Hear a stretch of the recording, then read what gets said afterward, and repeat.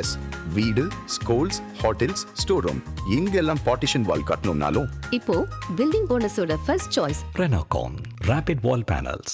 ஆஹா, no compromise. உங்க சைடுலயும் எங்க சைடுலயும். It's a GT promise. GT Holidays, South India's #1 travel brand. Aadhav Arjuna நேற்று பேசியிருக்கிறாரு. 90% அதிமுகவினர் இங்கு வந்து சேர்வதற்கான விருப்பத்தில் இருக்கிறாங்க. அதே மாதிரி தாவேகா தான் உண்மையான அதிமுக. உண்மையிலேயே வந்து அதிமுகவுடைய கதை அவ்வளவுதானா? அம்பேத்கர் படத்தை வச்சிருக்கிறதுனால உண்மையான விசிகா நாங்க தான், காமராஜர் வச்சிருக்கிறதுனால உண்மையான காங்கிரஸ் நாங்க தான் இப்படின்னு சொன்னா அது என்ன பஞ்சவர்ணேஸ்வரரா தாவேகா? உண்மையிலே அதிமுகவை அழிக்கிறது தாவேகா இல்ல, எடப்பாடி பழனிசாமி தான். அவருடைய ஈகோவாலையும் அவருடைய குடும்ப அரசியலாலையும் தான் அதிமுக அழிந்து கொண்டிருக்கிறது. அதிமுகவை அழிப்பது எடப்பாடி பழனிசாமி தானே தவிர தாவேகா இல்ல அப்படிங்கிற விமர்சனம் இல்ல. கரெக்ட். வேலுமணி, சி.வி. சண்முகம்லாம் வந்து நீங்க துரோகிகள்னு ஒரே வார்த்தையில சொல்லிடலாம். அது யாரு? எடப்பாடியோட கண்ணோட்டத்துல. ஆனால் நீங்க போய் திமுகவோட சேர்றதுன்னா ஏன் வந்து தாவேகாவோட சேரக்கூடாது? இது வந்து ஏதோ முதல் தடவை நடப்பது அப்படின்னு நம்ம குதிரை பேரம் நம்ம சொல்லலை. முன்னால் நடந்தது காதும் வச்ச மாதிரி அரச பொரசலாக நடந்தது. அதனால நடக்கவே இல்லைன்னு சொல்லி நம்ம வந்து ஏதோ திமுக புனிதம் அதிமுக புனிதம்னு நம்ம பேசலை. ஆனால் இவ்வளவு வெளிப்படையாக வந்துருச்சுன்னா அது அரசியல் ஜனநாயக படுகொலை தானே. இப்படியே வந்து தமிழ்நாட்டு அரசியல் போச்சுன்னா யாருக்கிட்ட எக்கச்சக்கமாக பணம் கொட்டி கிடக்கோ அவங்க தான் வந்து ஆளுமை ஆட்சி. அப்படிங்கிறனால இதில் ஒரு அடிப்படையாக ஒரு கேள்வி இருக்குல்ல. இப்போ குதிரை பேரங்கிறது பணத்தை வச்சு விலைக்கு வாங்குறது அப்படின்னு அப்படி பார்த்தா இங்க இருக்கலே ஜாஸ்தியா பணம் வைத்திருக்கக்கூடிய கட்சி திமுக தான். திமுகவால் ஏன் குதிரை பேரம் பண்ண முடியல? ஒரு மூன்றாவது சக்தி இந்த தாவேகா வந்தது வந்து சோசியல் மீடியா வழியா வந்தாங்க, வந்திருக்க கூடாது, அப்படி வந்திருக்கூடாது, அதெல்லாம் விட்டுருங்க. வந்துட்டாங்க, அவங்க சாமர்த்தியம் அவங்க வந்தாங்க. அந்த சாமர்த்தியம் உங்க ஐடி விங்க இல்லை, ஏடிஎம்கே ஐடி விங்க இல்லை. அப்படி வந்ததுக்கு பிறகு அவர்களை ஆட்சியில் அமர விடாமல் நீங்கள் சேர வேண்டும் என்று எதிர்பார்த்து அந்த ஒரு எண்ணம் வந்தது. அந்த எண்ணத்தை நீங்கள் நினைச்சு பாருங்க. அப்படி ஒரு ஆட்சி வந்திருந்தால் மக்கள் ஏற்றுக்கொண்டிருப்பார்களா? இப்போ ஏதோ நீங்கள் குதிரை பேரமே இல்லாமல் திடீரென்று அவர்கள் ரத்தத்தில் கொள்கை ரத்தம் திடீர்னு உணர்ச்சி வசப்பட்டு எழுச்சி அடைந்து வந்தார்கள் என்று நீங்கள் நம்பும் அந்த அதிமுகலேருந்து வந்தவங்க இந்த ஆட்சி கவுந்ததுக்கு அப்புறம் இங்கே இருப்பாங்களா? இன்னைக்கு வந்தவங்கலாம் குதிரை பேரம் இல்லாமல் வேறு எந்த காரணத்திற்காக வந்திருக்கிறார்கள்? அப்போ இந்த குதிரை பேரத்திற்காக தான் வந்திருக்கிறார்கள் என்றால் அதை அனுமதிக்கும், அதை ஏற்றுக்கொண்டு தன்னுடைய ஆட்சியை நிலைப்படுத்தும் தாவேகா அரசு எந்த அளவுக்கு ஊழலை ஒழிக்க முடியும்? ஆதரணியர்களுக்கு அன்பு வணக்கம். இன்றைய சிறப்பு நேர்காணலில் நம்முடன் இருந்திருக்கிறார் தமிழக அரசியலின் ஆசிரியர் திருசக்தி சுந்தரராமன் அவர்கள். சார் வணக்கம். வணக்கம். சொல்லுங்க வினோத். சார், நடந்துட்டு இருக்கக்கூடிய மிக முக்கியமான விஷயங்கள்ல அதிமுக நடந்துட்டு இருக்கக்கூடியது மிகவும் முக்கியத்துவம் வாய்ந்ததாக இருக்கிறது. ஏன் அப்படின்னா first CV. Shanmugam, SP Velumani அவங்க வெளியே வந்து ஒரு போர்க்குடி தூக்குனாங்க. இப்போ எஸ்பி வேலுமணி போய் திருப்பி சேர்ந்துட்டாரு, சி.வி. சண்முகம் தனியா இருக்கிறாரு. இதுக்கு நடுவில் ஆதவ அர்ஜுனா நேற்று பேசியிருக்கிறாரு. 90% அதிமுகவினர் இங்கு வந்து சேர்வதற்கான விருப்பத்தில் இருக்கிறாங்க. அதே மாதிரி தாவேகா தான் உண்மையான அதிமுக அப்படின்னு வந்து அவர் சொல்லியிருக்காரு. அப்படிங்கிறத பார்க்குறோம். உண்மையிலேயே வந்து அதிமுகவுடைய கதை அவ்வளவுதானா? என்ன ஆக போகுது? இது ரொம்ப ஆச்சரியமான விஷயமா இருக்குது. தாவேகா தான் உண்மையான அதிமுக அப்படின்னு சொன்னால் தாவேகா ஒரிஜினலாக அதிமுகவில் போய் சேர்ந்துருக்கணும். நீங்கள் அதிமுகவில் அண்ணாதுரை அவர்களுடைய படத்தை வந்து இதில் வச்சுக்கிறாங்க. அதெல்லாம் வந்து அடையாளங்கள். இந்த 5 பேர் பெரியார் உட்பட 5 பேர் அம்பேத்கர் இதெல்லாம் வச்சுக்கிட்டாங்க அப்படின்னா அப்புறம் நீங்கள் அம்பேத்கர் படத்தை வச்சுருக்கிறதுனால உண்மையான விசிகா நாங்கள் தான், இப்படி ஒன்று காமராஜர் வச்சுருக்கிறதுனால உண்மையான காங்கிரஸ் நாங்கள் தான் இப்படின்னு சொன்னால் தாவேகாங்கிறது வந்து ஏதோ ஒரு நம்ம தமிழ்நாட்டில் தான் ஒரு கோயில் இருக்குது, பஞ்சவர்ணேஸ்வரர்னு ஒரு சிவன் கோயில். ஒரே நாளில் வந்து 5 வேறு கலரில் வந்து சிவன் வந்து இந்த சூரிய வெளிச்சம் வர்றது மாறுறது அதை வச்சு பஞ்சவர்ணேஸ்வரர் கோயில் இங்கே தமிழ்நாட்டில் தான் இருக்குது. அது என்ன பஞ்சவர்ணேஸ்வரரா தாவேகா? அவங்களே காங்கிரஸ், அவங்களே வந்து அதிமுக, அவங்களே வந்து ஒரு பல விஷயங்களில் கொள்கை விஷயத்தில் திமுக, இப்படி வந்து விசிக இல்லை, சக்தி வாய்ந்த கட்சி, ஆளும் கட்சி, அதே மாதிரி ஒரு கரிஷ்மேட்டிக் லீடர் இருக்கக்கூடிய கட்சி. இதுக்கு முன்னாடி அதிமுகவாக இருந்தது, இப்போ தாவேகாவாக இருக்குது. இந்த லாஜிக் பொருந்தாதா? இல்லை நீங்கள் அது வந்து எப்போது நீங்கள் வந்து தாவேகாவை டெவலப் பண்ணி நீங்கள் வந்து அதிமுகவுக்கு ஒரு ரீப்ளேஸ்மெண்ட்டாக ஒரு ஆல்டர்னேட்டிவாக இருந்தீங்கன்னா நீங்கள் சொல்கிற அந்த வாதம் நியாயம். ஒரு காலத்தில் வந்து சமீப காலம் வரை ரொம்ப வருஷமாக எம்ஜிஆர் பீரியட்லேருந்து ஆரம்பித்து திமுக அதிமுக திமுக அதிமுக இப்படி தான் தமிழ்நாட்டு அரசியல் இருந்தது. அதுக்கு முன்னால் காங்கிரஸ், அதுக்கப்புறம் திமுக, அது ரொம்ப முன்னால், அதை விட்டுருங்க. இப்போ வந்து ஒரு ஏறக்குறைய 50 ஆண்டுகளுக்கு மேலாக இதுதான் திமுக அதிமுக தான் இருந்தது.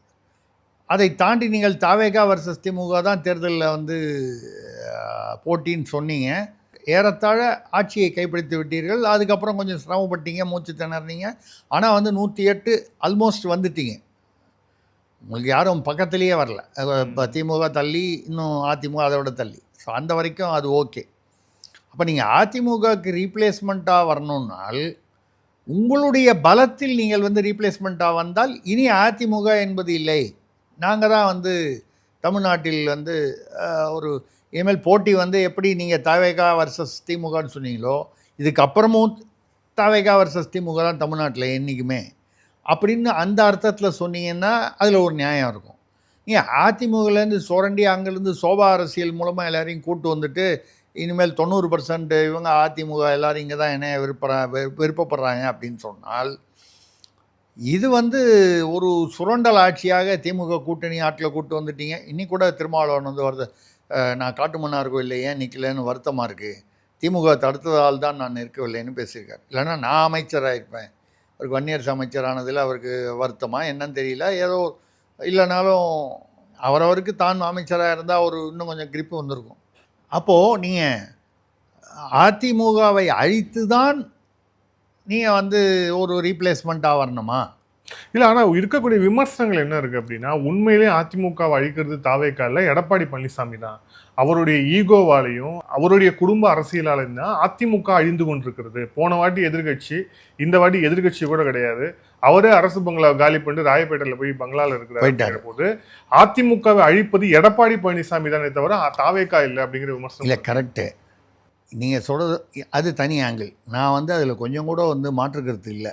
ஏன்னு கேட்டிங்கன்னா, அண்ணாமலை அவர்கள் பிஜேபி மாநில தலைவராக இருந்தபோது அதில் வந்து நீங்கள் யார் மேல் தவறு, அண்ணாமலை மீது தவறா இல்லை இவர் எடப்பாடி மீது தவறான ஒரு நடுநிலையாக இருந்தால் 2 பேர்லேயும் தவறுன்னு 50-50ன்னு சொல்லலாம்.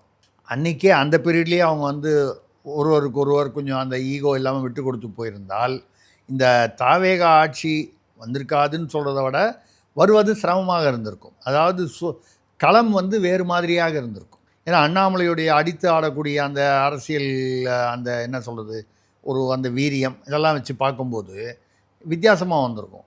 அன்றைக்கே வந்து கலை யதார்த்தத்தை புரிந்து கொண்டு விட்டு கொடுத்திருந்தால், அப்படி ஒரு கூட்டணி வந்திருந்தால், பாஜக அதிமுக வெற்றி பெற்றிருந்தால், அண்ணாமலையே சிஎம்மாக வந்தால் கூட இன்றைக்கி இப்போ எடப்பாடி என்னன்னாரு, 3வது இடத்துல தானே இருக்கார், எதிர்கட்சி தலைவராக கூட இல்லாமல் கூட போச்சு. இல்லை, இந்த யதார்த்தத்தை ஓரளவு உணர்ந்து கொண்டு அதிமுக மொத்தமாக அழிந்து விடாமல் இருக்க வேண்டும் என்று அன்றே முடிவெடுத்திருந்தால் எடப்பாடி அல்லது அதிமுகவிற்கு, எடப்பாடி உட்பட அதிமுகவிற்கு இந்த நிலை வந்திருக்காது.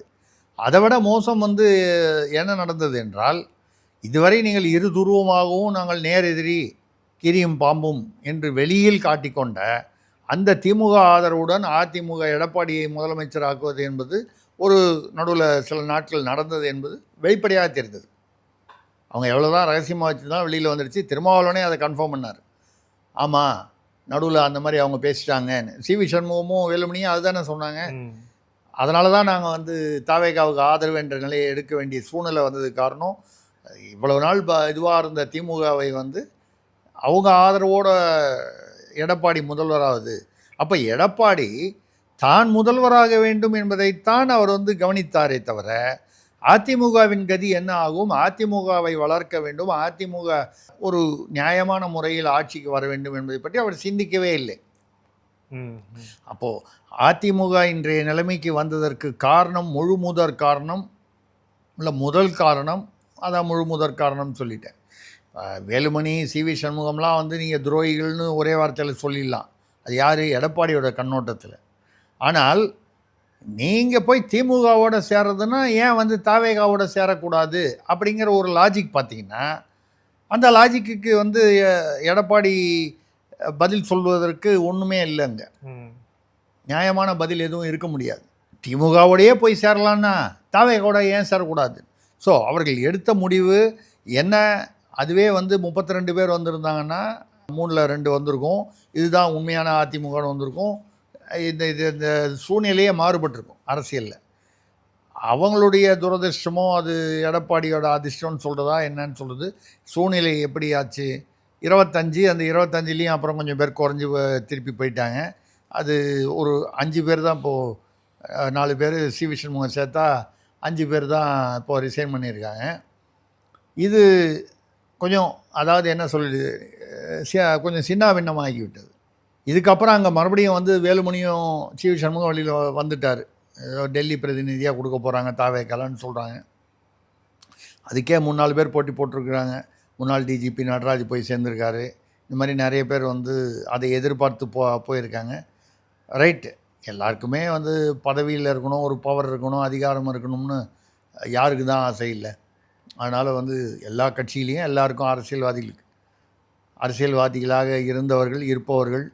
இதில் என்னென்னால் இப்போது எடப்பாடி வேலுமணி போய் சேர்ந்துட்டாரே தவிர எவ்வளோ தூரம் இனிமேல் ஒட்டும், அங்கே இன்னும் எவ்வளோ நாள் அது வந்து தாங்கும்? அடுத்த பொதுக்குழு வரைக்கும் தாங்கும். வேலுமணி என்ன பண்ணுவார்? அடுத்த பொதுக்குழுவில் எடப்பாடியை நீக்கி விட்டு தான் வந்து அதிமுக பொதுச் செயலாளராக வருவதற்கு நிச்சயமாக முயற்சி செய்வார். சும்மா இருந்துட மாட்டார்.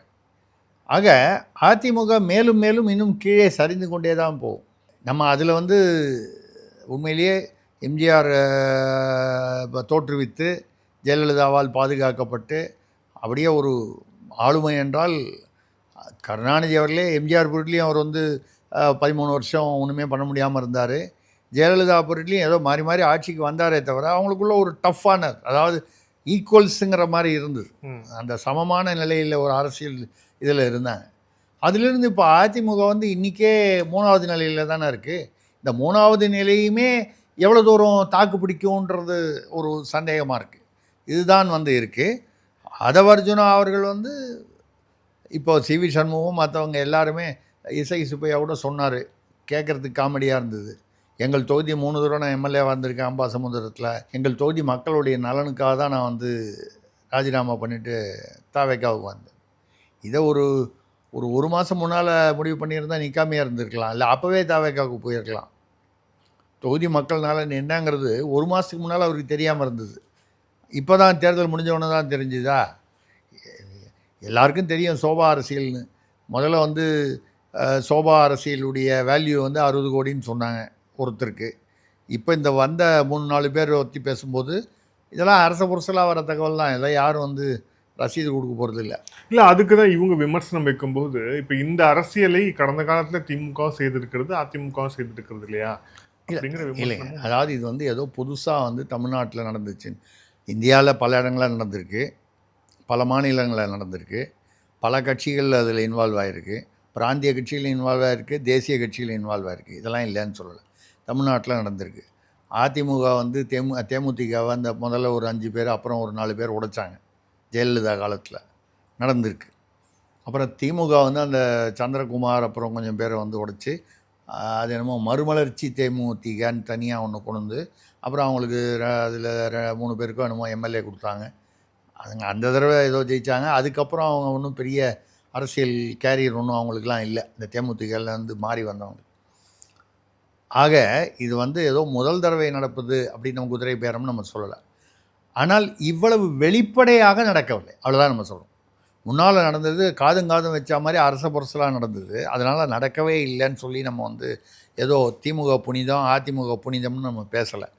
ஆனால் இவ்வளவு வெளிப்படையாக நீங்கள் வாங்க வாங்க வாங்க வாங்கன்னு இந்த எக்ஸிபிஷனில் வாசலில் நின்று கூப்பிட்ற மாதிரி உள்ளே வாங்க 2 தலையாடு உள்ளே இருக்குது வந்து பாருங்கள் அப்படின்னு வாசலில் ஒரு கோமாளி மாதிரி ஒருத்தர் நின்று கூப்பிடுவார். அந்த மாதிரி கூப்பிட்ற மாதிரி ஒரு சூழ்நிலை வந்து இது வித்தியாசமான குதிரை பேரம், வெளிப்படையான குதிரை பேரம். இதே குதிரை பேரம் அப்போ நடந்தது அரச புரசல், அதனால் அது நியாயப்படுத்தலை. இவ்வளவு வெளிப்படையாக வந்துடுச்சுன்னா அது அரசியல் ஜனநாயக படுகொலை தானே. அன்றைக்கி நடந்தது ஜனநாயக கொலை அப்படின்னு நீங்கள் சொன்னீங்கன்னா அதிமுக பீரியடில், இப்போ நடப்பது படுகொலை. இவ்வளோதான் நம்ம வித்தியாசத்தை சொல்கிறோம். இப்படியே வந்து தமிழ்நாட்டு அரசியல் போச்சுன்னா யார்கிட்ட எக்கச்சக்கமாக பணம் கொட்டி கிடக்கோ அவங்க தான் வந்து ஆளுமை ஆட்சி இல்லை அப்படிங்கிற சார், ஆனால் இதில் ஒரு அடிப்படையாக ஒரு கேள்வி இருக்குல்ல. இப்போ குதிரை பேரம்னு உங்களுடைய சார்ஜ் சொல்கிறீங்க. குதிரை பேரங்கிறது பணத்தை வச்சு விலைக்கு வாங்குறது அப்படின்னு. அப்படி பார்த்தா இங்கே இருக்கலே ஜாஸ்தியாக பணம் வைத்திருக்கக்கூடிய கட்சி திமுக தான். திமுகவால் ஏன் குதிரை பேரம் பண்ண முடியல? அதே மாதிரி ஏன் வந்து இப்போ தாவேக்கா மேலே இந்த சார்ஜ் நம்ம வைக்கிறோம் அப்படின்னா, ஏன் அந்த எம்எல்ஏக்கள் அவங்களே வந்து நான் அவங்களுக்கான ஃபியூச்சர் இல்லை, இனிமேல் அங்கே தான் இருக்க போது நினச்சி வந்துடக்கூடாதான்னு ஒரு கேள்வி இருக்கும்ல. குதிரை பேரம் வெறும் பணம் மட்டும்தான் காரணம். அப்போ நீங்கள் குதிரை பேரமே நடக்கலை அப்படின்னு இல்ல நான் நீங்க குதிரை பேரத்துக்கு பணம் தான் அடிப்படைனா அந்த பணத்தை திமுக கொடுத்து குதிரை பேரம்னாலே பணம் தான். குதிரை பேரம்னாலே பணம் தான். ஹார்ஸ் ட்ரேடிங் அப்படிங்கிற கான்செப்டே பணத்தை வைத்து அந்த காலத்தில் ஜார்க்கண்டில் நடந்ததுன்னு சொல்லி பணத்தை வந்து கட்டுக்கட்டாக வந்து பாராளுமன்றத்துக்குள்ளே எடுத்துக்கிட்டு வந்தபோது குதிரை பேரம் பண்ணவங்கள விட்டாங்க. பாராளுமன்றத்திற்குள் பணக்கட்டு எடுத்து வந்ததுக்காக சில அவங்கள சஸ்பெண்ட் பண்ணாங்க. இதெல்லாம் அரசியலில் பல மாநிலங்களில் வேறு மாநிலங்களில் நடந்திருக்கு. நம்ம சொல்கிறது 21 நாள் முன்னாலேயோ 15 நாளைக்கு முன்னாலேயோ அதிமுக கொள்கை வந்து அவங்களுக்கு வந்து பிடிச்சிருந்தது. இப்போ இந்த ஒரு மாதத்துக்குள்ளே மேக்சிமம் ஒரு மாதம் வச்சுக்க இந்த ஆட்சி அமைக்கிறதுக்கான தேர்தல், இந்த ஒரு மாதத்துக்குள்ளே அதிமுகவோட கொள்கை இல்லை எடப்பாடி அன்றைக்கி அதே எடப்பாடி தானே அங்கே இருந்தார். அதிமுகவோட கொள்கை என்னவோ அதானே அப்படின்னு ஒன்று இருக்கிறதுனா. ஏன்னா வந்து பல விஷயங்கள் திமுக அதிமுகக்குள்ளே வந்து கொள்கை வித்தியாசங்கள் இருந்து சில விஷயங்கள் தான் அந்த நாத்திகம் ஆத்திகத்தில் வேணால் ஓரளவு வித்தியாசம்னு சொல்லலாமே தவிர பல விஷயங்கள் கிட்டத்தட்ட ஒன்றா தான் இருக்கும்.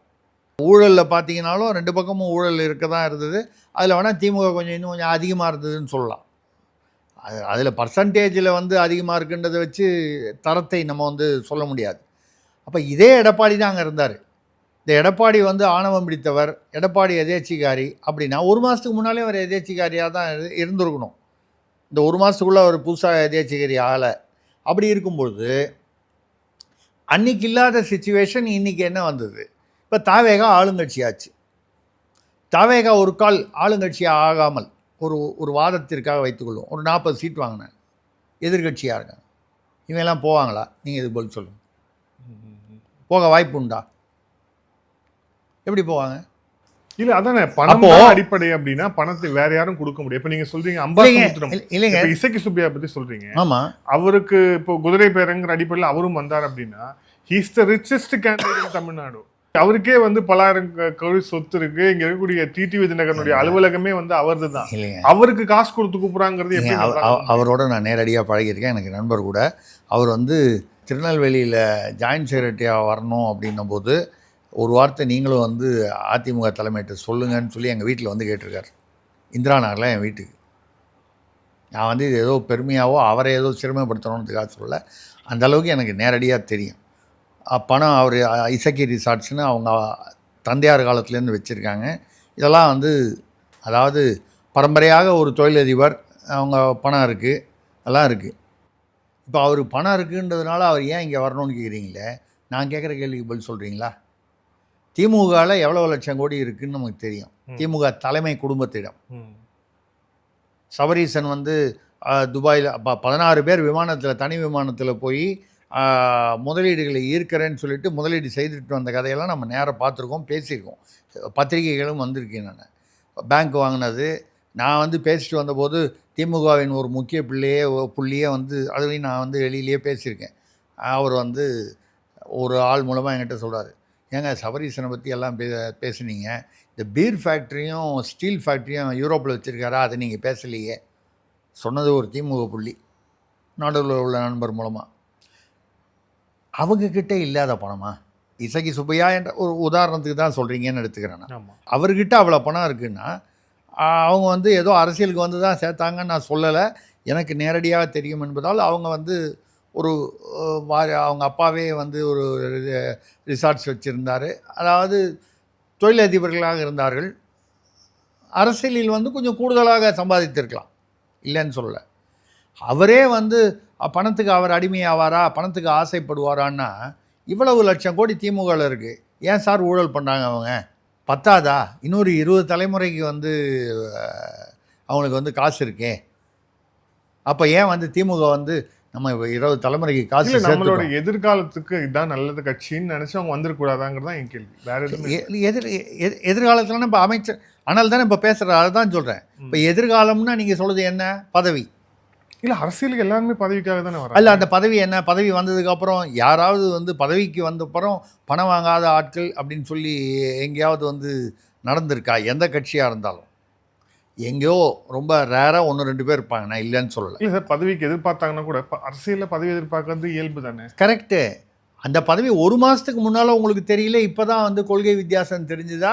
நீங்கள் அதிமுகவில் வந்து என்ன கசப்பு ஏற்பட்டது?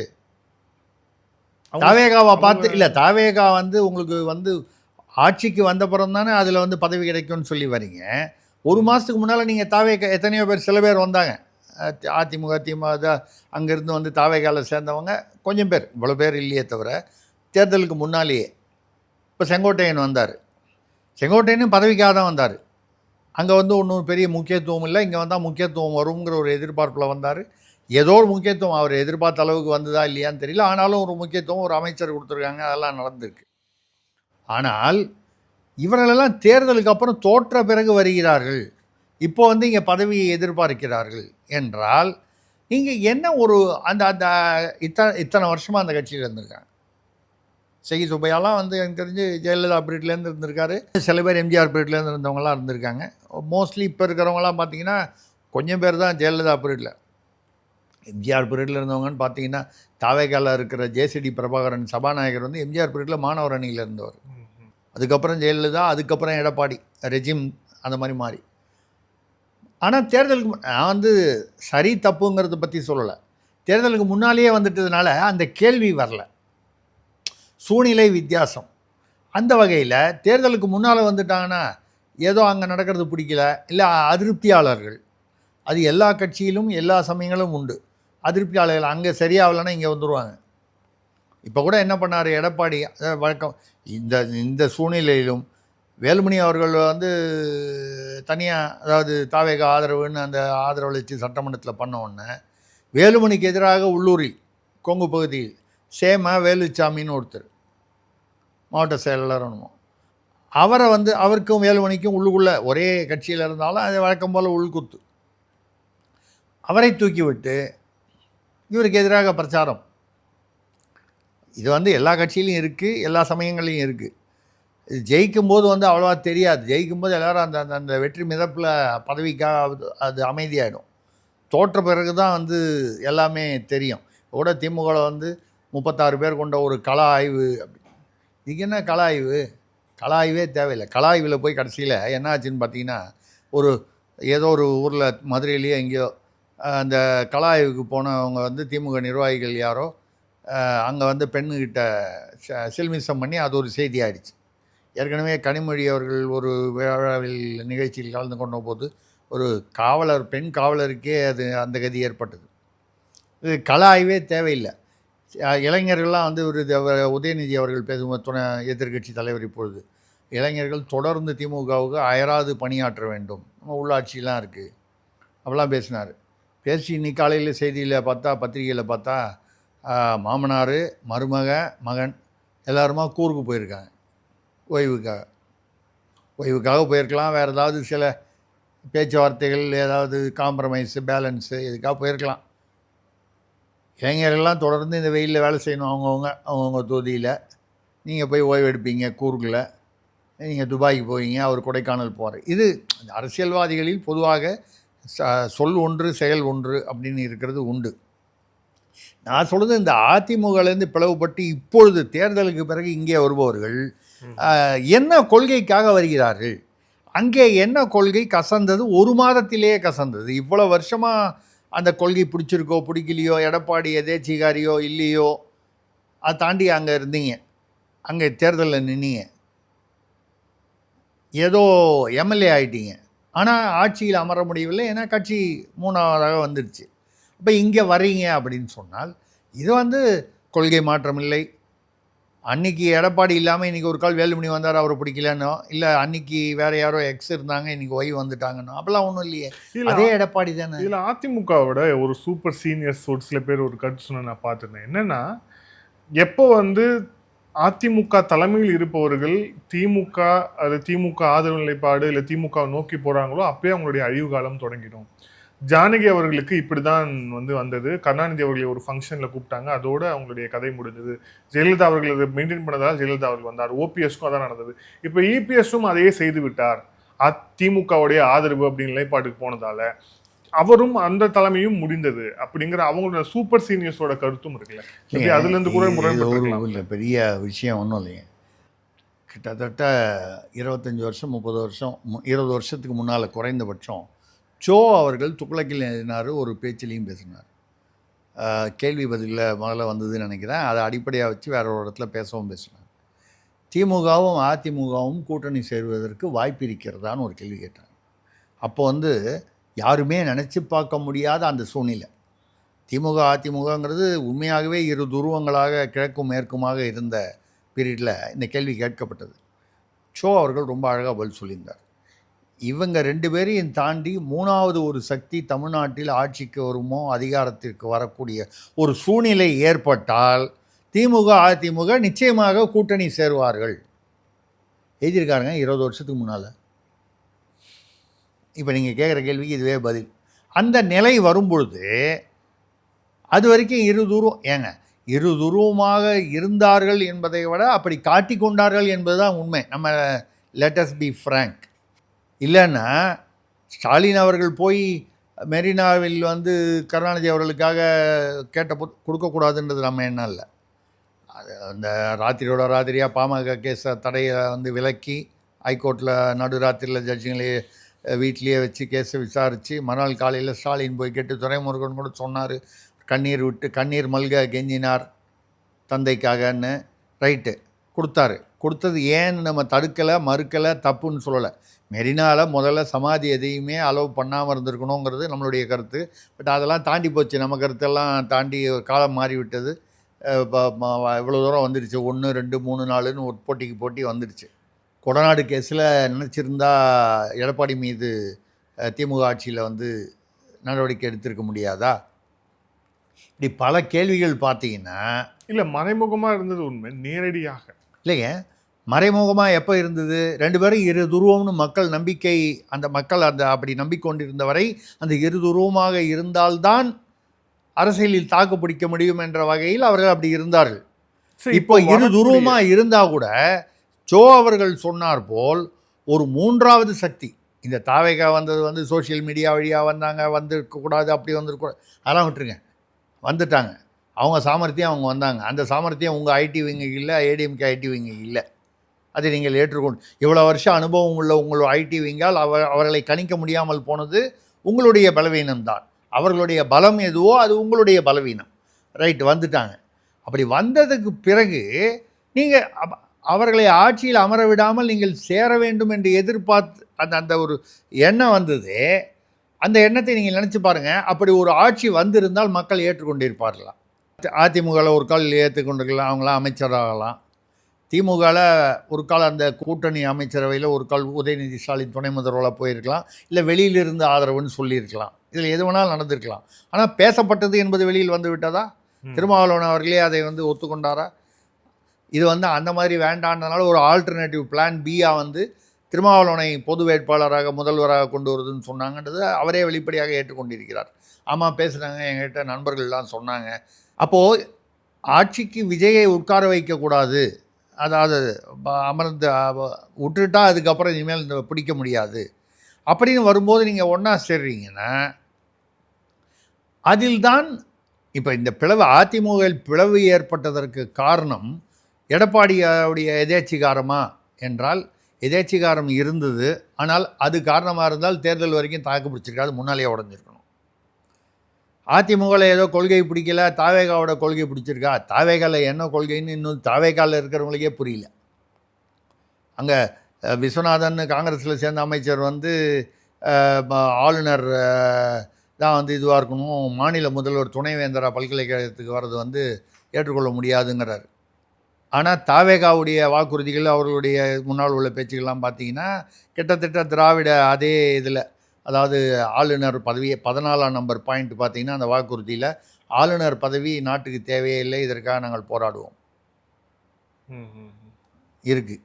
அதனால தான் ஆளுநர் தனி காமிச்சாரான்னு தெரில 4 தடவை. ரைட்டு, இதெல்லாம் அப்போ அங்கே காங்கிரஸ் உள்ளுக்குள்ளேருந்து வேற ஒரு கொள்கை. ஏன் காங்கிரஸ் வந்து வித்தியாசப்படுதுன்னா பார்த்தீங்கன்னா, அவங்க பொறுத்த வரைக்கும் 24 மாநிலங்களில் 19 மாநிலங்களில் நேரடியாகவும் 4-5 மாநிலங்களில் கூட்டணியாகவும் இருக்குது பாஜக. இப்போ மாநில முதல்வர்னு இங்கே ஒத்துக்கிட்டா அங்கெல்லாமும் ஒத்துக்க வேண்டி வரும் காங்கிரஸ். இப்படி தாவேகாவுக்கென்று தனியாக ஒரு கொள்கை என்பது இருப்பதாக தெரியவில்லை. அநேகமாக திமுக கொள்கையுடைய 90% நம்மளே பேசியிருக்கோம், கார்பன் காப்பி தான். இப்போ வரும்போது இன்னும் கொஞ்சம் குழப்பம் அதிகமாக வர்றதுக்கு காரணம் வந்து விசிகா உள்ளே வந்திருக்கு, கம்யூனிஸ்ட் உள்ளே வந்திருக்கு. நீங்கள் இந்த மாதிரி அதிமுகலேருந்து எல்லாரையும் வரவேற்று ஏற்றுக்கொள்வதில் எங்களுக்கு வந்து இது ஆரோக்கியமான அரசியல் இல்லைன்னு முஸ்லீம் லீக் சொல்லியிருக்காங்க. தோழர் சண்முகம் மார்க்சிஸ்ட் சொல்கிறாரு. விசிகா சொல்லிட்டு ஆனால் நாங்கள் ஆட்சியை கவிழ்க்க மாட்டோம்னு அது கேர்ஃபுல்லாக சொல்லிட்டாரு. இல்லை அவங்களுக்குலாம் இவங்க வந்துட்டாங்கன்னா சிங்கிளாகவே மெஜாரிட்டி வந்துடும் தாவேக்காக்குன்னு ஒரு பயத்தில் கூட சொல்லியிருக்கலாம். இல்லைங்க, அதுதான் பயத்தில் தான் சொல்கிறாங்க. நான் வந்து ஏதோ பெரிய அவங்க கொள்கையினால ஏங்க அப்படி கொள்கையாக இருந்தால் சிபிஐயும் சிபிஎம்மும் கை நீட்டி 15 ஒரு காலத்தில் உண்டியல் குலுக்கி அதிலிருந்து திரள் நிதியிலிருந்து தேர்தலை சந்தித்த கம்யூனிஸ்ட் கட்சிகள் திமுகவிடம் 10 கோடி 15 கோடின்னு நன்கொடை அஃபிஷியலாகவே வாங்கிட்டு நடத்துகிறாங்கன்னா இது அந்த கம்யூனிஸ்ட் வேறு, இந்த கம்யூனிஸ்ட் வேறு. ஏதோ மார்க்சிஸ்டுகளோ இவங்களோ வந்து கொள்கை கொடியை தூக்கி பிடிக்கிறார்கள் என்று சொல்லலை. ஆனால் இப்படி மாறுபட்ட கொள்கைகள் கொண்ட ஒரு கலவை அவியலாக இருக்கிறது தாவேகா என்பதை ஏற்றுக்கொள்ள வேண்டும். ஒவ்வொருத்தருக்கும் ஒரு அது கொள்கைன்னு சொல்கிறத விட கருத்தோட்டம் அப்படி வச்சுங்க. அந்த கருத்தோட்டத்துக்கு பின்னால் சுயநலம் தான் இருக்குது. அரசியல்னு வந்ததுக்கப்புறம் சுயநலத்துக்கும் அரசியலுக்கும் என்ன பெரிய வித்தியாசம் வரப்போகுது? டிஆர் பாலு சொன்னார்ல, அரசியலுக்கு வந்தால் வெக்கமான சுடு சொரணம் எல்லாம் இருக்கக்கூடாதுன்னு. அப்படி வரும்போது சுயநலம் இல்லாமல் இருக்க வேண்டும் என்ற எதிர்பார்ப்பே தவறானது. ஒன்று கட்சிக்காக சுயநலமோ இல்லை தனக்காக, முதல்ல தனக்காக அதுக்கப்புறம் கட்சிக்காக. அந்த வகையில் பார்த்தீங்கன்னா இப்போ கூட அவர் சிபிஐயில் வந்து தளி ராமச்சந்திரன் மந்திரி ஆகணும்னு ரொம்ப ஆர்வம் அதிகமாக இருந்தது. ஏன்னா அவர் பேரில் 4 வழக்கு இருக்குது, எல்லாமே கொடுங்குற்ற வழக்கு. இப்போ அதை வந்து தள்ளி வைக்கணும், அதை எதாவது சரி பண்ணணுங்கிறதுக்காக இப்போ வன்னியரசு வந்திருக்காரு. இரட்டை ஆயுள் தண்டனை கொலை கூட்டத்துக்காக 98 வந்துரு, 99 மேல்முறையீட்டுக்கு போனார். என்ன வருஷம்? 2026. 27 வருடங்களாக மேல்முறையீடு இன்னும் முடியவில்லை. அதுக்கப்புறம் இவர் மரிய வில்சன் நிதித்துறை அமைச்சர், அவர் பேரில் 9 வழக்குகள் இருக்குது. எல்லாமே வந்து கொடுங்குற்ற வழக்குகள். கொலை முயற்சி, அடிதடி, அதாவது வீடு புகுந்து தாக்கியது, அசால்ட்டு, ராபரி, டக்காய்டின்னு ஐபிசியில் சொல்லக்கூடிய. அவங்க இதெல்லாம் 43 எம்எல்ஏக்கள் பேரில் குற்றம், அதாவது எஃப்ஐஆர் இருக்குது இதெல்லாம். அதனால் திமுக அதிமுகலாம் ரொம்ப புனிதர்கள்லாம் நம்ம வந்து சொல்லலை. அவங்க 43னா இங்கே 37, இங்கே 33ன்னு ஏதோ ஒரு கணக்கில் வருது. இல்லை என்னென்னா இந்த கொள்கை அப்படின்னு சொன்னால் தாவேகால இப்போ வந்து தனியாக கொள்கைன்னு ஒன்றும் இல்லை. இது ஒரு கலப்பு. இதில் திமுகலேருந்து கொஞ்சம் அதிகம், அதிமுகலேருந்து கொஞ்சம், அப்படி தான் வந்து ஒரு கலப்பாக தான் இருக்குது. அப்பப்போ திடீர்னு தலித்தியம் பேச வேண்டியது எல்லாமே அந்த வாக்குகளுக்காக. என்ன இப்போது திமுக பண்ணும்போதும் அதே தானே சார், வாக்குகளுக்காக தானே பண்ணாங்கன்னா ஆமாம். பட் அவங்க வந்து சில விஷயங்களில் அதை வேஷம் போட்டால் கூட ஒரு கன்சிஸ்டண்ட்டாக வேஷம் போட்டாங்க. இப்போ ஸ்டாலின் அவர்கள் வந்து கோயிலுக்கு போக மாட்டார், நாத்திகம் பேசுவார், பெரியாரியம் பேசுவார். அவங்க வீட்டில் வந்து அவங்க போவாங்க, அது கேட்டால் அது அவங்களுடைய சுய உரிமை. இதை வந்து ஒரு என்ன சொல்கிறது, ஒரு ஃபார்முலாவே வச்சுட்டாங்க. மக்களும் வந்து ஏற்றுக்கொண்டார்கள் என்பதை விட இதை தாண்டி சென்று விட்டார்கள். தாவேக்கால அந்த மாதிரி ஒரு ஃபிக்ஸட் ஃபார்முலா இன்னும் வரல. மேபி இன்னும் ஒரு ஆட்சியில் 5 வருஷம் இருந்தாங்கன்னா அவங்களுக்கு இன்னும் ஒரு சில ஃபார்முலாக்கள் கொண்டு வரலாம். அப்படி இருக்கக்கூடிய ஒரு சூழ்நிலையில் அதிமுகலேருந்து நீங்கள் எந்த கொள்கை ஒத்து வரலன்னோ இல்லை எடப்பாடியோட எந்த இது பிடிக்கல, 1 மாதத்துக்கு முன்னால் பிடிச்சிருந்தது, அங்கே தானே நின்னீங்க. இப்போ அந்த 1 மாதத்துக்குள்ளே என்ன மாறியது? தாவேகா ஆட்சிக்கு வந்தது, அங்கே போனால் பதவி கிடைக்கும் அப்படிங்கிற காரணத்தை தவிர வேறு என்ன காரணம் இருக்க முடியும்? அப்படின்னா வேறு ஒன்றும் காரணம் இல்லை. அப்போ அந்த காரணம் வந்து எதனால் வர முடியும்? குதிரை பேரம் நடப்பதாக சட்டமன்றத்திலேயே திமுக சொன்னதுன்னா அது உண்மையான ஆகிட போகிறதில்ல. திமுகவும் குதிரை பேரம் பண்ண ஆட்கள் தான். ஒரு முக்கியமான புள்ளிட்ட வந்து 2016 நான் கேட்டேன் திமுக குடும்பத்தை சேர்ந்தவர்கிட்ட, அவர் என்னை சந்தித்த போது, ஏங்க நீங்கள் நினச்சா வழக்கம் போல் ஒரு 15 பேரை அதிமுகலேருந்து இழுத்தீங்கன்னா 134 சீட் வாங்கினாங்க. ஒரு 15-20 பேரை அதிமுகலேருந்து இழுத்தீங்கன்னா எடப்பாடி ஆட்சியை, அவங்க ஜெயலலிதா இல்லை, எடப்பாடியோட ஆளுமையை ஜெயலலிதாவோட ஆளுமையோட அதை ஒப்பிடவே முடியாது, தெரிஞ்ச விஷயந்தான். எடப்பாடி புதுசாக வந்தவர் தானே, நியமனமானவர் தானே, நீங்கள் காலை பிடிச்சி, அதாவது ஒரு 15-20 பேரை இழுத்தீங்கன்னா ஆட்சி கவுந்துருமேன். இல்லை, அப்போது அங்கே டெல்லியில் உள்ள பாஜக அரசு வந்து அதை வந்து எங்களை செய்யக்கூடாதுன்னு சொல்லிட்டாங்க. நீங்கள் இந்த ஆட்சி நீங்கள் அடுத்த எலெக்ஷனில் ஜெயிச்சு வர்றதுன்னா அது உங்களுடைய இது. ஆனால் அப்படி ஆக குதிரை பேரம் என்பது ஏதோ வந்து புதிதாக தாவேகா பீரியடில் மட்டும்தான் நடக்குது, ஏதோ புதுசாக நடக்குது, இதுக்கு முன்னால் புனிதம்னு நான் சொல்லலை. அது கொஞ்சம் என்ன சொல்கிறது, மறைமுகமாகவும் அரசல் புரசலாகவும் நடந்தது. இப்பொழுது ரொம்ப வெளிப்படையாக கொச்சையாக தெரியும் அளவுக்கு வந்துவிட்டது. இப்படி வந்ததுக்கப்புறம் என்ன ஆகும்னு கேட்டிங்கன்னா, என்னுடைய கவலை வந்து தாவேகா மீது மட்டும் நான் விமர்சனம் அது வைக்கல. இது இந்த அரசியல் சூழ்நிலையை எந்த அளவுக்கு கெடுத்து விடும் என்றால், தாவேகாவில் இருக்கிறவங்க வச்சுருக்கு. இப்போ தாவேகாவில் பணம் வச்சுருக்காங்கன்னா யாரை பற்றி சொல்லுவீங்க? விஜய் ஏதோ சினிமாவில் வந்து சேர்த்துருக்காருன்னு சொல்லலாம். அவர் இது வரைக்கும் பணம் வெளியில் எடுத்ததாக தெரியல, நமக்கு தெரியல. ஆதவ அர்ஜுனா குடும்பம் தான் வந்து பணம் பெருசாக போட்டிருக்கிறதா சொல்கிறாங்க, மாநாட்டுக்கு கொடுத்தது போனது. சரி, பணம் போட்டவங்க சினிமாவில் அதுதான் தமாஷா கூட சொன்னாங்க, அவர் முதலமைச்சர், இவர் முதல் போட்ட அமைச்சர்னு வலைதளங்கள்லாம் வந்துக்கிட்டு இருக்கு. அதே மாதிரி தான் வந்து ஆக்டிங் சிஎம் வந்து ஆதவ அர்ஜுனா, சிஎம் ஆக்டிங் வந்து விஜய்னு. இப்போ கூட டெல்லிக்கு போயிட்டு ப்ரெஸ் எல்லாம் மீட் பண்ணாமல் திடீர்னு வந்துட்டார். ராகுல் காந்தியை பார்க்காம வந்துட்டார், சோனியா காந்தி யாரையும் பார்க்காம வந்துட்டார். 10 நிமிஷம் தான் இவர்கிட்ட பேசிட்டு வந்திருக்காரு பிரதமர்கிட்ட. சதீஷன் இதில் கேரளா முதல்வர் வந்து அவரும் எதிர்கட்சி தான், யூடிஏ காங்கிரஸு, முஸ்லீம் லீக் சேர்ந்த அரசு, காங்கிரஸ்காரரு. அவர் 40 நிமிஷம் பேசியிருக்காரு. இவர் 10 நிமிஷம் தான் பேசிட்டு வந்திருக்காரு. அமித்ஷா வந்து அப்பாயின்மெண்ட்டே கொடுக்கல. ஏதோ ஒரு எனக்கு என்னமோ வித்தியாசமாக உணர்கிறேன், ஏதோ ஒரு பூகம்பம் வெடிக்கப் போகிறது தாவேகா ஆட்சிக்கு எதிராக. வந்த உடனே என்ன பண்ணார், இந்த சிங்கப்பெண்ணா 2வது தடவை கேன்சல் பண்ணிட்டார். முதல் தடவை வந்து பிரைம் மினிஸ்டரை பார்க்க போகிறதுனால கேன்சல் பண்ணார், யதார்த்தமான காரணம். இப்போ திருப்பி வந்ததுக்கப்புறம் நேரு ஸ்டேடியத்தில் இவ்வளவு அரேஞ்ச்மெண்ட்லாம் பண்ணதுக்கப்புறமும், அதுவும் இப்போ அந்த பெண் பாதுகாப்பு, இப்போ தான் சொன்னேன், வேளச்சேரியில் ஒரு 62 வயது மூதாட்டி ஒரு பூங்கால பாலியல், இது தினம் நடந்துகிட்டு இருக்கு. இந்த சூலூரில் நடந்தது, விழுப்புரத்தில் நடந்தது. அதாவது நம்மளும் வந்து ஒரு நியாயத்தை வந்து ஏற்றுக்கொள்கிறோம், வந்த உடனே 4 நாள்லேயே அப்படியே பெரிய ஒரு எதையுமே சாதித்து விட முடியாது. ஏன்னா அந்த அதிகாரிகள் அந்த மென்டாலிட்டியெல்லாம் கொஞ்சம் கொஞ்சமாக தான் அதை நீங்கள் கரெக்டாக கண்ட்ரோலுக்கு கொண்டு வர முடியும் அப்படிங்கிறது நமக்கு புரியுது. மின்வெட்டு விஷயத்தில் கூட சில பேர் திமுக அதிகாரிகள் ஊழியர்கள் ஈடுபட்டார்கள். பட் அப்படி பொத்தாம் பொதுவாக சொல்கிறதுல வந்து பெரிய பிரச்சனை என்ன ஆகுதுன்னா, எல்லா மின் ஊழியர்களுமே ஏதோ தாவேகா ஆட்சிக்கு எதிரானவர்கள், திமுக காரர்கள்னு சொல்லிட்டு அங்கங்கே உள்ளூரில் வந்து மின் ஊழியர்கள் வீட்டுக்கெல்லாம் போய் சில இடங்களில் தகராறு வந்திருக்கு. சில விஷயங்களில் 1-2 உண்மையாக இருக்கலாம். பட் அதை நீங்கள் பொதுப்படையாக நீங்கள் அதை ஒரு எக்ஸ்கியூஸாக சொல்லும்பொழுது அதுக்கு விளைவுகள் வேறு மாதிரி இருக்கும். அந்த மாதிரி வரும்பொழுது இப்போ தாவேகாவுக்கு இப்படியே வச்சுங்க, இந்த 4-5 பேர் இப்போ வந்தாங்கல்ல, சிவி சண்முகம் உட்பட, சிவி சண்முகம் இப்போ வரா மாதிரி இருக்குது, இசை சுபையா வரைக்கும் வந்திருக்காங்க, நல்லா இருக்குங்களா. தாவேகா ஆட்சி நான் அப்படி களைய வேண்டும் என்று சொல்லவில்லை, இல்லை வந்து அவர்கள் ஆட்சி இழக்க வேண்டும் என்பது என்னுடைய நிலையான ஆட்சி தரணும், அதே சமயத்தில் நல்ல ஆட்சி தரணும் தான் நம்ம சொல்கிறோம். நல்ல விஷயங்கள் நடந்தால் பாராட்டுறோம். இப்போ கூட அந்த அறநிலையத்துறை அமைச்சர் ரமேஷ் வந்து திருச்செந்தூரில் போயிட்டு மக்களாக நின்று ஒரு பக்தர் மாதிரி போயிட்டு சிறப்பு தரிசனம் வேணும்னு சொல்லி கேட்டபோது 4000 ரூபா அவர்கிட்டயே வசூல் பண்ணியிருக்காங்க அங்கே இருந்த அர்ச்சகர்கள், பணியாளர்கள். இது நல்ல விஷயம், பாராட்டுறோம். அதே மாதிரி ஆங்காங்கு நல்ல விஷயங்கள் நடக்கும்போது சில விஷயங்களை வந்து இது வரைக்கும் நடந்த அநியாயங்களையும் அராஜகங்களையும் நிறுத்தும் பொழுது, இப்போ நாங்கள் சிஎம்டிஏல 40 ரூபா பர் ஸ்கொயர் ஃபீட்டுக்குன்னு இருந்த அந்த நிதியை நிறுத்துகிறோன்னு ஆதவர்ஜன சொல்கிறார், பாராட்டுறோம். ஆனால் அதே சமயத்தில் பார்ட்டி ஃபண்டுன்னு ஒன்று இருந்து ஒரு சிஸ்டம், அதெல்லாம் அமைச்சர் நிதி, முதலமைச்சர் நிதின்னு இருந்தது, அதெல்லாம் வந்து அதான் பார்ட்டி ஃபண்டு. இது வந்து இடியே வந்து கே நேரு விவகாரத்தில் வந்து கோர்ட்டில் கொடுத்த அஃபிடவிட்லேயே இருக்குது. அதெல்லாம் நிறுத்திட்டேன்னு சொல்கிறாரு.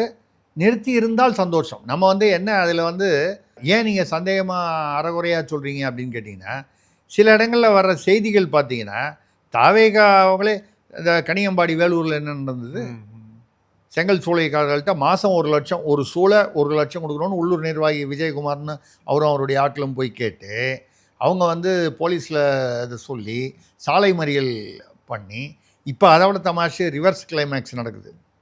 தாவேகாவினர் அந்த விஜயகுமார் கட்சியிலிருந்து அவரை அடிப்படை உறுப்பினர்லேருந்து அந்த விஜயகுமாரை மட்டும் ஒரே ஒருத்தர் மட்டும் நீக்கியிருக்காங்க. வரவேற்கலாம். ஒருத்தர் மேலே ஊழல் குற்றச்சாட்டுனா நடவடிக்கை எடுக்கிறாங்க. அவருடைய ஆட்கள்லாம் சேர்ந்து அவர் ஆட்சியர் அலுவலகத்துக்கு முன்னால் போய் அவர் மேல் எடுத்த நடவடிக்கையை வந்து மாற்ற வேண்டும், நிறுத்த வேண்டும். அதாவது அதற்கு எதிராக எடுத்தது யார்? தாவேகா தலைமை. ஆட்சியருக்கும் அதுக்கு என்ன சம்மந்தம் இருக்குது? அப்போது இன்னும் அந்த அவங்களுக்கு அந்த புரிபடலை. நீங்கள் இப்போ இந்த பக்கம் ஊழல் நிறுத்திட்டோம், 40 ரூபா சிஎம்டியில் நிறுத்திட்டோம், டாஸ்மாகில் நிறுத்திட்டோம், 10 ரூபா நிறுத்தி அங்கே டாஸ்மாகில் வந்து அந்த இதெல்லாம் நிறுத்திட்டோம், 10 ரூபா இன்னும் வசூல். ஆமாம். ஆனால் அந்த 10 ரூபா வசூல் பண்ணுறதுக்கு டாஸ்மாக் அமைச்சர் விக்னேஷே என்ன சொல்கிறாரு? அது அந்த மிஸ்லேனியஸ் எக்ஸ்பென்சஸ்ஸு, டிரான்ஸ்போர்ட்டு இதெல்லாம் அவங்களாம் செலவு பண்ணுறாங்க, அதனால் சொல்லி சில இடங்களில் 20 ரூபாயா பண்ணுறாங்க. இப்போது எல்லா இடத்துலையும் இல்லை, சில இடங்களில். அப்போ சொல்வது ஒன்று செய்வது ஒன்றாக செயல் ஒன்றாக இருந்தால் அப்போ இது விளம்பர அரசியல், ரீல் அரசியல் என்று மற்றவங்க பேச திமுகவோ மற்றவர்கள் எதிர்கட்சியோ, அதாவது இப்பொழுது எதிர்கட்சியாக இருந்ததில்ல, பாதி பேர் இப்போ கூட்டணி கட்சியில் ஆகிட்டாங்க. பொதுவாக விமர்சனம் செய்பவர்களுக்கு அது வந்து நிச்சயமாக வந்து ஒரு கருப்பொருளாக தானே இருக்கும். அப்போ நீங்கள் அதை ஊழல் என்பதை ஒழிப்பது என்பது வெறும் பேச்சளவில் நடக்கிறதா, நடைமுறையில் அது சாத்தியப்படுகிறதா, உங்களால் செய்ய முடிகிறதா என்பது தான். அதற்கு இன்னும் கொஞ்சம் பொறுத்து பார்த்தா தான் நம்ம சொல்ல முடியும். ஒரேடியாக வந்து இப்போ நம்ம ரமேஷ் வந்து ஒருத்தரை பாராட்டுறோம், இன்னொரு இடத்துல ஆதவர்ஜுனா வந்து சிஎம்டியில் நிறுத்தினதை பாராட்டுறோம், ஒரு 4 இடத்துல பாராட்டுறோம். ஆனால் 4 இடத்துல வேறு விதமாக வசூல் நடக்குது, கனியம்பாடியில் நடக்குது, வேறு எங்கேயோ நடக்குதுன்னும் போது அதை விமர்சனம் செய்கிறோம். இது எப்படி போகுது? சரி, கொஞ்ச நாள் இந்த மாதிரி இந்த கனியம்பாடியில் நடந்தது போன்ற தவறுகள்லாம் கட்டுக்குள் கொண்டு வரப்பட்டால் இந்த ஆட்சி மீது நமக்கும் சரி பொதுமக்களும் சரி நம்பிக்கை வரும். இது ஒரு தனி விஷயம். ஏதோ ஒரு காரணத்திற்காக இந்த ஆட்சி 5 வருடங்கள் முழுமையாக முடிக்க முடியாமல் ஒரு சூழ்நிலை வருதுன்னு வைங்க. அன்றைக்கி இந்த அதிமுகலேருந்து இப்போ ஏதோ நீங்கள் குதிரை பேரமே இல்லாமல் திடீரென்று அவர்கள் ரத்தத்தில் கொள்கை ரத்தம் திடீர்னு உணர்ச்சி வசப்பட்டு எழுச்சி அடைந்து வந்தார்கள் என்று நீங்கள் நம்பும் அந்த அதிமுகலேருந்து வந்தவங்க இந்த ஆட்சி கவுந்ததுக்கப்புறம் இங்கேயே இருப்பாங்களா? அதுதான் கேள்வி. இப்போ திமுகலேருந்து கூட சில எம்எல்ஏக்கள் வரப்போகிறதா கேள்விப்படுறேன். ஒரு மாவட்ட செயலாளர் திருப்பூரில் முன்னாள் மாவட்ட செயலாளர் செல்வராஜன் வந்தார், வந்துட்டு ஒரு நாள் 2 நாள்லேயே திரும்பி போய் சேர்ந்துட்டார் திமுகவில். ஒன்றிய செயலாளர் ஒரு அம்மா வந்தாங்க. திமுகவிலிருந்து 4-5 எம்எல்ஏக்கள் வர்றதுன்றது அதிமுகவில் இருக்கிற குழப்பத்தை கம்பேர் பண்ணும்போது திமுகவில் அவ்வளவு குழப்பங்கள் இல்லை.